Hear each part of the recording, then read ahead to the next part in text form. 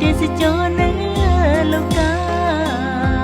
បាខែងបាយ័ននេះពនតាំងថ្លាបាភូនអស្ចារ្យរចនាបទថ្លាអូប្រាសាទតត្រ